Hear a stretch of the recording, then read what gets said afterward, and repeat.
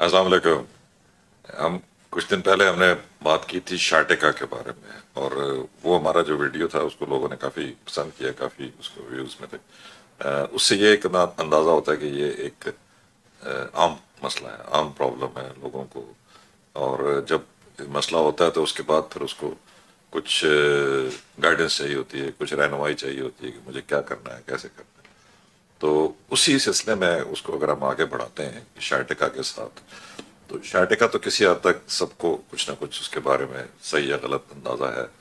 लेकिन इसमें एक चीज और है जो कि हमें बड़ा जिसको क्लियर करने की जरूरत है, जिसके ऊपर वो है एक टर्म जो कि कम इस्तेमाल होती है, लेकिन उसको कहते हैं सूडो शार्टिका।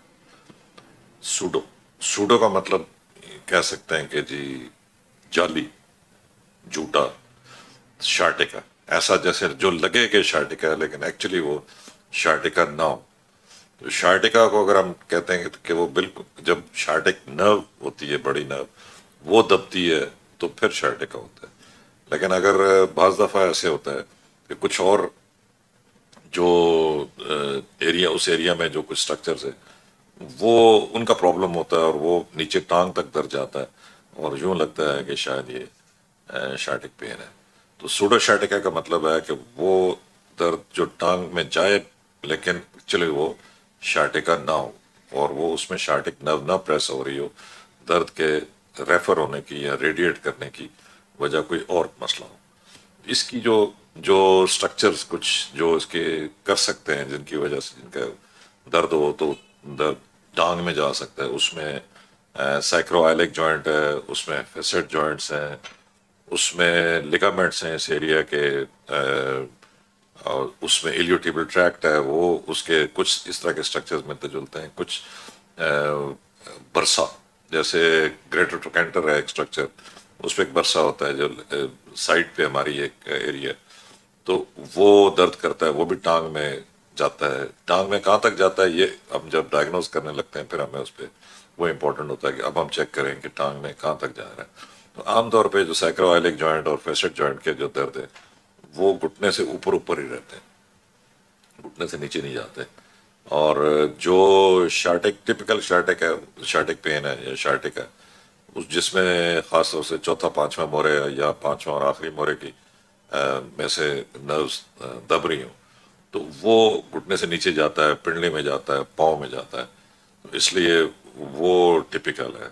जो ऐसे जो सैक्रोइलिक जॉइंट, फेसेट जॉइंट के जो दर्द है वो ज़्यादातर नी से ऊपर ऊपर या उससे ऊपर, लेकिन बाज जो फेसेट जॉइंट के पेन है वो नीचे, नी से नीचे भी जा सकते हैं। तो इसलिए वो उसमें आपस में मिक्सअप हो सकता है, कंफ्यूजन हो सकती है। अब इसको डायग्नोज कैसे करना है ये तो इसकी वजह है। डायग्नोसिस करने के लिए एक डॉक्टर साहब को एक अच्छी एक चीज जनरली जो कही जाती है, डॉक्टर्स के लिए भी है और पेशेंट्स तो चूंकि वो सफरर्स होते हैं इसलिए वो तो उनको तो जाना है एक डॉक्टर से दूसरे डॉक्टर तक, उनको जाना है जो उनकी तशखीस कर सके, उनका इलाज कर सके। तो डॉक्टर्स के लिए ये है कि वो जब इस तरह के मामले में हिस्ट्री बहुत इंपॉर्टेंट है। हिस्ट्री लें, डिटेल्ड हिस्ट्री लें, और उसके बाद फिजिकल एग्जामिनेशन उनका करें, स्ट्रक्चर्स को आइडेंटिटी समझेंगे, इसमें ये हो सकता है, डिफरेंशियल डायग्नोसिस जिसको हम कहते हैं वो ज़रूरी है।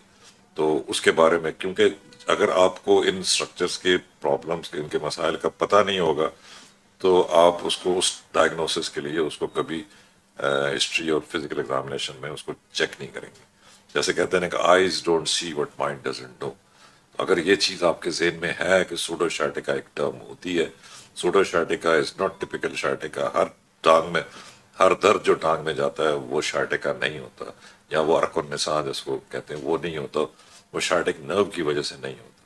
तो इसलिए उसको डॉक्टर्स को भी समझना जरूरी है कि इसके दूसरे स्ट्रक्चर जो हैं वो भी इन्वॉल्व हो सकते हैं, और फिर एक दफ़ा उसकी फ़र्क सिर्फ डायग्नोसिस, या इसको हम अपने डॉक्टरी जुबान में कहते हैं डिफरेंशियल डायग्नोसिस, कि जो और पॉसिबिलिटीज़ हैं, मिलती जुलती जो मसाइल हैं, मिलती जुलती जो बीमारी है, उसको आपस में फ़र्क करना वो डॉक्टर का काम है यकीनी तौर पे। लेकिन यह है कि वो उसको अगर उनके जहन में ये सब चीज़ें होंगी तो फिर वो उसको अगर मुनासिब तरीके से उसको हिस्ट्री लेंगे, सही हिस्ट्री लेंगे, सही फिजिकल एग्जामिनेशन करेंगे, تو زیادہ تر وہ ہسٹری اور فزیکل ایگزامینیشن پہ ہی ہمیں آئیڈیا ہو جائے گا کیا مزید اگر چاہیے تو پھر ایم آر آئی یا ایکس ریز یا ایم آر آئی یہ کروا کے ہم کنفرم کر سکتے ہیں، لیکن زیادہ تر مسائل جو ہیں وہ ہمیں ہسٹری اور فزیکل ایگزامینیشن پہ پتہ چل جاتے ہیں۔